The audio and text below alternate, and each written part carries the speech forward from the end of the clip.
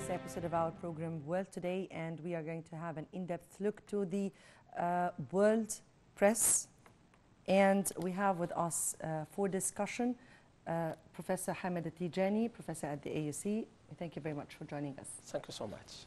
We don't have a main topic today, but the news of Hosni Mubarak returning back to court is dominating at least two headlines of two major press. From the Washington Post, Egypt's ousted leader Hosni Mubarak back in court as trial resumes after a 3 months break. The trial of Hosni Mubarak resumed Wednesday after a 3-month break, with the ousted Egyptian leader returning to the metal defendant's cage in a Cairo courtroom. Egyptian state television showed the 83-year-old Mubarak covered by a green blanket and lying on a hospital gurney when he was brought from a helicopter and taken to an ambulance for the short ride to the courthouse. He remained on the gurney throughout the hearing and spoke only once to stay present when Judge Ahmed Rifat called out his name at the start of the session. The return of Mubarak trial, how do you view this? You know, this is just telling us that the rule of law, it tends to be a slow process, but surely it reaches its goals. All the dictators, for example, Gaddafi had got a swift punishment, which is to reflect that it doesn't look good for the public. But the rule of law is always better that everybody will follow it, and it's good that it's slower. But I would like to see that it's done it carefully, with a due process, and so once the judge renders the judgment, it will be based on evidence rather than political expediencies. Now, Judge Rifat today approved new requests from defense lawyers to expand the case to include other incidents of violence and deaths of protesters since Mubarak's ouster. That is something new. That is supposed to be new news. That's true, because as they go on, always, every time they discover new evidence. And if the evidence are coming in, they got to put it into the case, because the case is still pending, it's not yet concluded. And because you don't want to have a trial him many times, it's better that to conclude the whole things, so the nation will be moved beyond the Mubarak era to a newer era of the democracy and freedom. Right, also from The Guardian here, Hosni Mubarak trial resumes after 2 months delay. I see here saying 2 months and the other item 3 months. I guess it's more like 3 months break. Ousted Egyptian president faces charges including involvement in deaths of hundreds of anti-regime protesters, and we all remember the camel battle. That's true. That's a very famous one. They call it, and that there are suspicions that Mubarak himself was involved in this case, and not by himself but through orders by his aides. That's true, because if you are the president, you are responsible of the action of your aides, because you are issuing the orders as whatever power that be invested on you as a president. So if people carry out the orders, then you are going to be held accountable to it. How can we put the incidents in relevant to what's going on in Egypt? How can we describe the political scene in Egypt at this precise moment? You know, the political scene in Egypt is going into two tracks. One track is looking for the future of the nation. The other track is how to deal with the legacy of the old regime. And I think the priority right now is supposed to be given to the future of the nation, because we have so much high unemployment, foreign investment are leaving the country, tourism is on hold, and the reserve is dwindling down, and the image of the country that is a haven for the tourist, it is tend to be very sensitive to the events here.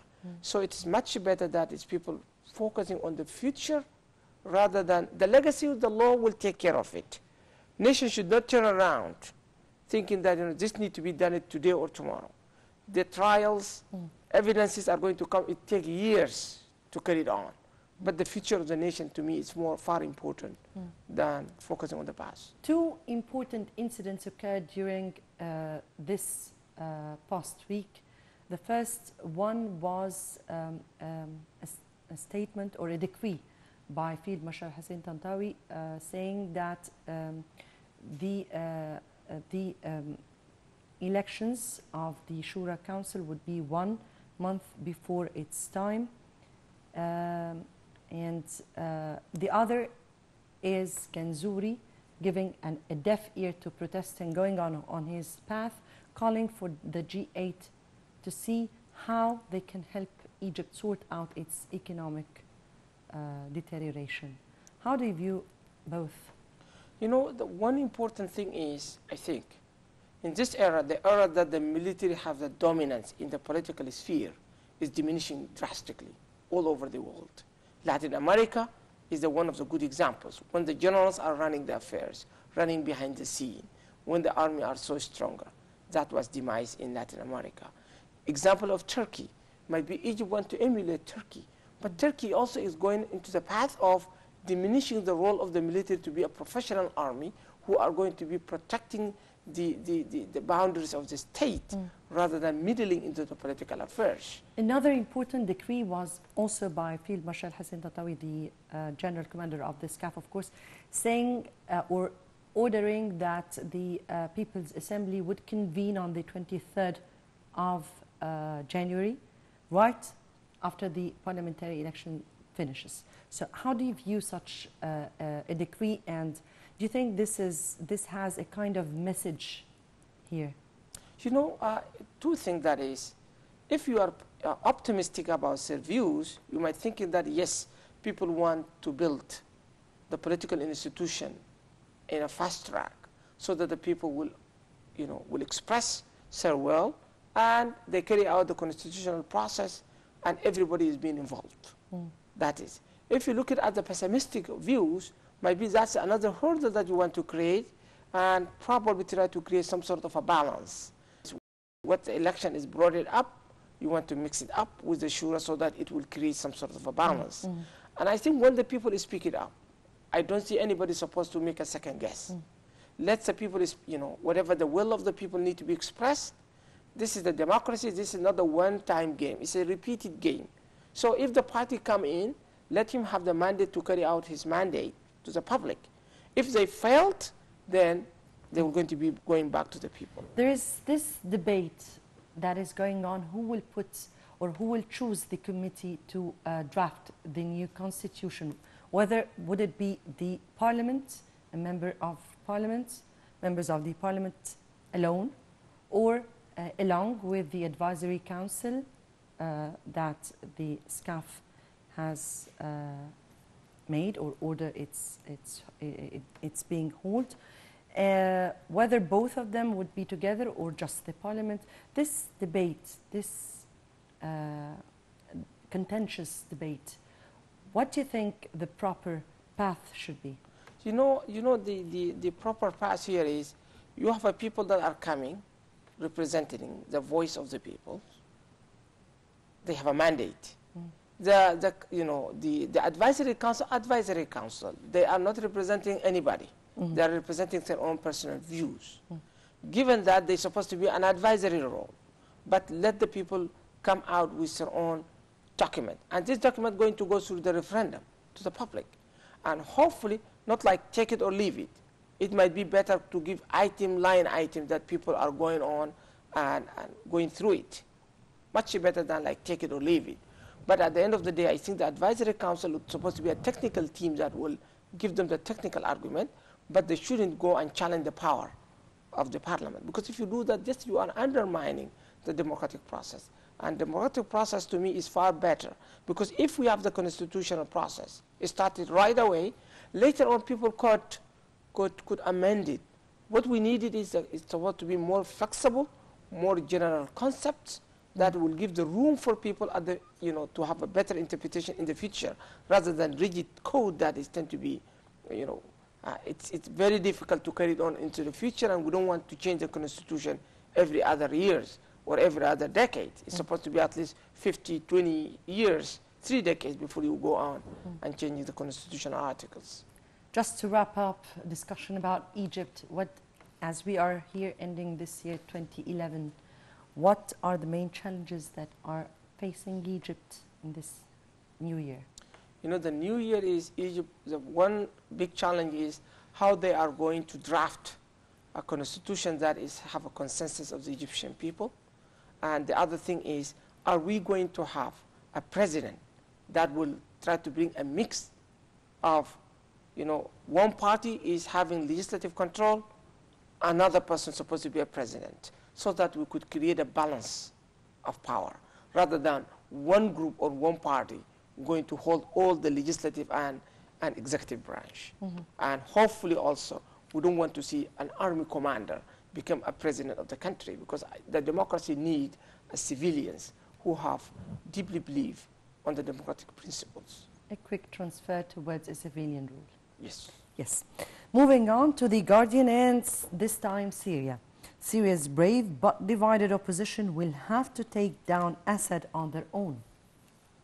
President Bashar al-Assad is ruthless and resilient. Western-led military intervention to Syria would be a disaster.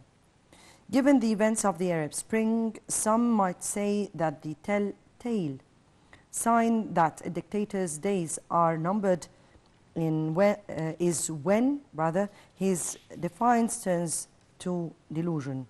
Last Wednesday, in an interview with the ABC's Barbara Walters, a chuckling and snorting Bashar al-Assad, the Syrian dictator, tried to deny any responsibility for the attacks on his own people.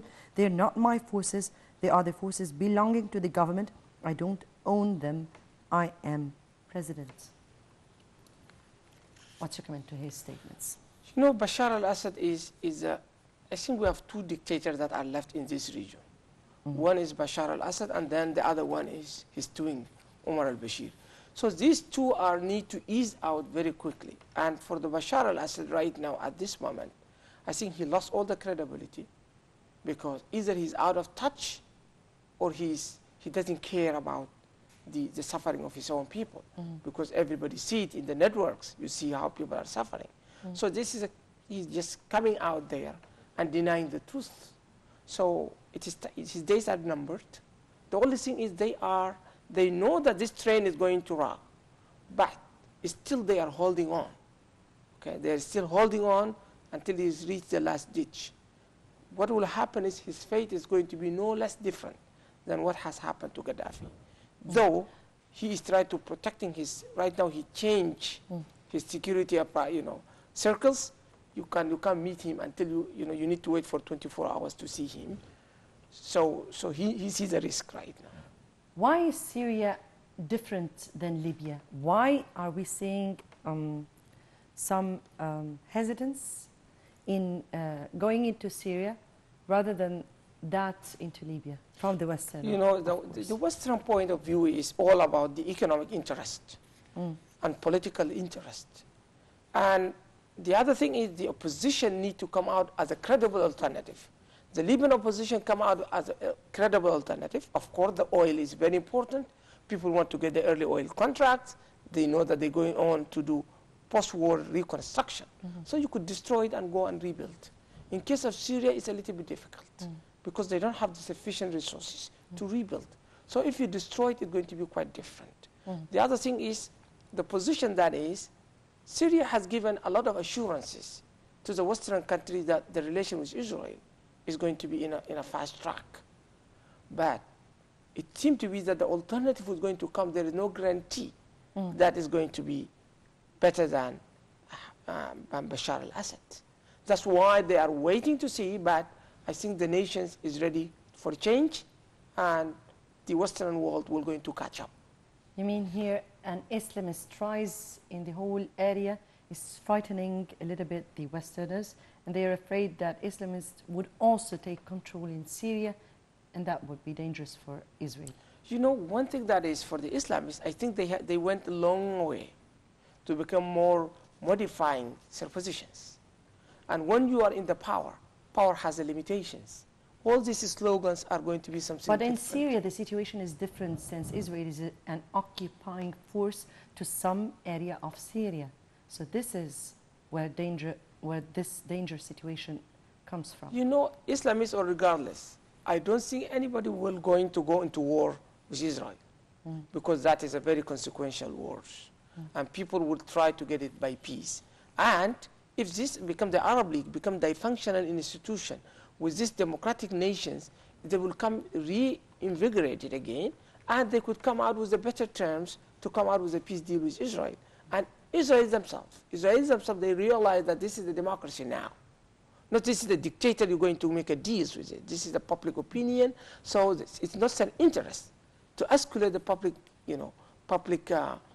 resentment against Israel further. So it's better to contain it. It's better to go on the peace track, and everybody's looking for peace. Right. Before we move on to Yemen, here from the Christian Monitor, you raised up Sudan and you spoke about al-Bashir. A few days ago, Ibrahim Khalil, the head of the Justice and Equality Movement, was killed, assassinated. How do you view this situation, and how will this reflect on Sudan's different parties and actually on peace? One thing is for the Bashir regime, it's a bankrupt regime. It's a dictator that has no friend in the region. He's hanging on the power. International Criminal Court is after him. Now, to hang on that power, he's driving this country deeper into the crisis. First, he drove it to the separation of South. South had gone. He thought that he's going to get the refuge from the Western world. He's going to get assistance. He's going to be off the international court. Now he finds that that's not going to happen. Now he's after his opponents. And the first time he put it in, the culture of political assassinations. This culture will drive the elites for the first time in Sudan, will think about going to that track. That will be very dangerous track when the elites and political leaders start killing each other. And Bashir is opening a new phase. And I think the world's supposed to condemn him. It is time for him to leave the office today rather than later. And I think especially Egypt. Egypt is too busy about it, but they need to find a way that for this dictator to leave this country alone. But from your point of view, who could be behind Ibrahim Khalil's assassination? It's, so far right now the investigation is going on, but what has happened is the eyes are turning towards Chad, President Deby, and they are using the French jets to bomb him. And the Sudan government have learned about this incident after 14 hours of the incident. So we're not pinning point any kind of accusations against Bashir regime? No, Bashir regime is what it is. They are instigating this, and they are behind it, but they don't have the means to deliver. And the means to deliver is likely that the Chadians have the means to deliver. And this is still under investigation, but the eyes, the fingers are pointing towards that direction, but al-Bashir is behind it. Let's see and wait and see what the investigation would reveal. Moving on to the Christian Science Monitor and giving Yemen a chance. The Obama administration is reportedly preparing to admit President Ali Abdullah Saleh of Yemen into the United States for medical treatment.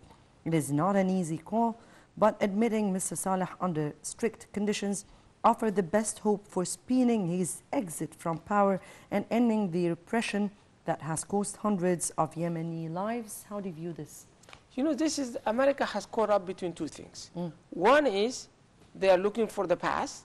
This is their crony, helping them a great deal on the fight against the terrorism.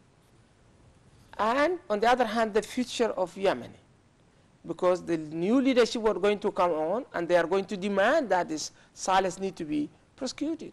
Saleh need to go to jail. He's not supposed to go to a hospital looking for a treatment, treatments. So that's what they call on. But if the public pressure is coming very strong from Yemen, the American will say they'll find him another place. Probably. They will send him to Saudi Arabia, and Saudi Arabia is hesitant also. So receive him, yes. Receiving him. So probably they're going to ease him to go to Qatar or somewhere else. So I'm expecting that he's going to end up in Qatar. Even though his relation with Qatar is not that as good, but he has no other option. But he's supposed to go to the ICC.